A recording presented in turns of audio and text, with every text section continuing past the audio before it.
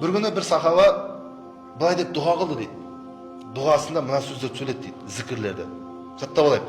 Аллаху акбару кабира, вальхамдулиллахи кафира, ва субханаллахи букрата ва асила деп айтып, Алладан сұрап жатыр дейді. Осы зікірді айтып. Пайғамбар саллаллаху алейхи естіп қалады. Сосын сұрайды. Мынау қайсысы дейді? Мына зікірді айтып жатқан. Кім дейді? Дұғасына қолданып, осы зікірді қолданып, Алладан сұрап жатқан қайсысы деген кезде жаңа сахабаны шығарады. Осы кісі деп. Ол да айтады, мен Алла Расулы бір нәрсе бүлдіріп қойдым ба? Жоқ, сен дұрыс жасадың дейді. Пайғамбарымыз саллаллаху алейхи өзі таңғалған ғой. Ол зікірді біледі пайғамбарымыз. Таңғалған. Қандай нәрсе таңғалған? Ана сахаба осы сөздерді айтқан кезде аспанның есіктері ашылған ғой. Аспанның есіктері ашылған, соны пайғамбар көріп, жаңа кісінің дұғасы қабыл болып жатқанын көрген. Сөйтіп таңғалған екен.